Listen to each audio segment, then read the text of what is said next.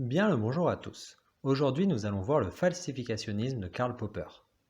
L'idée de base de cette théorie épistémique est qu'il est impossible de prouver qu'une théorie est vraie, car il faudrait faire l'infinité de thèses de ses prédictions et avec une précision infinie, alors que si une théorie est fausse, alors il est possible de prouver qu'elle est fausse par l'expérience grâce à un contre-exemple. Une théorie est falsifiable si la logique autorise l'existence d'énoncés d'observations qui lui sont contradictoires. Si on cherche à montrer qu'une théorie est fausse en vérifiant ses prédictions étonnantes, c'est-à-dire les prédictions qui vont à l'encontre des théories contradictoires, pour une théorie fausse, on devrait s'attendre à avoir une incohérence qui est impossible pour une théorie vraie. La fausseté d'énoncés universels peut s'obtenir par des énoncés singuliers, ce qui fait que le falsificationnisme est logiquement valide, ce qui est un avantage par rapport à l'inductivisme qui n'avait pas de justification satisfaisante. La science progresse par essai et erreur, par conjecture et réfutation. Seules les théories les mieux adaptées survivent. Pour expliquer les avancées des idées en science, Popper compare cela à la théorie de l'évolution des espèces. On ne dira jamais qu'une théorie est vraie, mais on tendra à affirmer qu'elle est la meilleure disponible. Il ne faut pas voir le souci de réfutation dans la science comme une affirmation que seule la réfutation compte. La science évolue énormément lorsqu'un énoncé étonnant est confirmé, mais aussi lorsqu'un énoncé ordinaire est réfuté.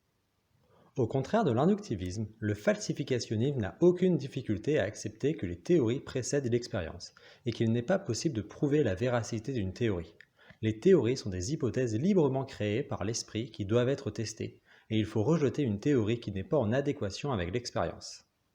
De plus, l'inductivisme nie l'importance de l'histoire de la science en disant que seules les observations comptent pour juger une théorie, alors que dans le falsificationnisme, le contexte est très important.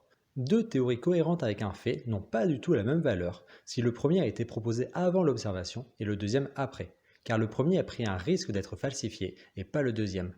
De plus, les observations n'ont pas toutes la même importance. Par exemple, lorsque Hertz a mesuré pour la première fois des ondes radio prédites par la théorie de Maxwell, cela a eu beaucoup de valeur, alors que lorsqu'aujourd'hui une personne mesure des ondes radio, cela a beaucoup moins d'importance. Pour qu'une théorie soit falsifiable, il faut qu'elle fasse des prédictions claires et suffisamment précises, ce qui est très important en science. Par conséquent, le falsificationnisme se veut aussi être un critère faisant une distinction entre les sciences et les pseudosciences. Pour être une science, il est nécessaire d'avoir des énoncés falsifiables. Si j'ai une théorie telle que peu importe ce que j'observe, alors je continuerai à y croire, alors ma théorie n'est pas scientifique. Par exemple, si je crois en l'homéopathie et que peu importe les expériences contre l'homéopathie, je continue à y croire, alors je n'ai pas une démarche scientifique. Un problème avec cette idée est qu'en physique théorique, il est possible de proposer des modèles qui ne sont pas encore testables, comme par exemple en gravité quantique. On fait des hypothèses, puis on déroule le formalisme mathématique pour en déduire les prédictions de cette théorie. Mais il semble absurde de dire qu'une théorie qui n'est pas encore testable n'est pas scientifique, et deviendrait scientifique au moment où l'on trouve quelques expériences pouvant logiquement montrer sa fausseté. Et cela parce qu'a priori, on ne connaît pas les potentielles prédictions. On ne peut pas savoir à l'avance si notre théorie sera testable. Or, la scientificité est difficilement regardable, comme une roulette russe, où pendant son déploiement, on ne sait pas si on fait de la science, et à la fin, on peut savoir si finalement c'était ou pas de la science. Pour répondre à cette critique, on peut dire que d'après le falsificationnisme, la scientificité nécessite que la théorie puisse être logiquement testable, mais pas forcément au moment de la conception. Et cela puisque si on construit une théorie non testable par définition, et que l'on ne peut pas remettre en question par définition, alors ce n'est clairement pas de la science. Le premier problème majeur du falsificationnisme est qu'il n'est pas possible de tester directement une théorie. L'idée du falsificationnisme naïf est que l'on a l'implication théorie implique observation, et que si on a des observations contraires, alors la théorie est fausse. Mais la réalité est plus subtile. Nous avons théorie plus hypothèse auxiliaire implique observation. Donc, si on n'a pas les bonnes observations, alors soit la théorie est fausse, soit une des hypothèses auxiliaires est fausse. Par exemple, lors de la détection du neutrino le plus rapide que la lumière, on n'a pas directement rejeté la relativité restreinte, et à raison, car il y avait des problèmes de câblage rendant la mesure erronée. Pour prendre un exemple plus du quotidien, si je veux tester que l'eau à pression atmosphérique bout à 100 degrés Celsius, et que je prends un thermomètre et un baromètre, si mon baromètre m'indique pression atmosphérique, et que mon thermomètre m'indique 60 degrés Celsius au moment de l'ébullition, alors en bon falsificationniste, je pourrais rejeter la théorie. Mais ce serait une erreur. À ce moment, le plus rationnel est de penser que c'est le thermomètre ou le baromètre qui a un problème. On voit que l'observation pure n'existe pas. Il y a systématiquement des hypothèses auxiliaires. Cette difficulté fait qu'il ne suffit plus d'une seule contre-observation pour réfuter une théorie, et même avec un grand nombre d'observations, il n'est pas possible d'être sûr que la théorie est fausse. ce qui rend faux la prémisse du falsificationnisme, disant qu'il ne peut être possible d'être sûr qu'une théorie est fausse. Le deuxième problème majeur est qu'on ne rejette pas une théorie lorsqu'elle est contredite, mais lorsque l'on a mieux. Par exemple, on n'a pas rejeté la mécanique newtonienne lorsqu'on a vu qu'il y avait un problème avec la trajectoire de Mercure. On a attendu d'avoir une meilleure théorie, qui est la relativité générale. Et aujourd'hui, on ne rejette pas la théorie de la relativité générale à cause de la matière noire.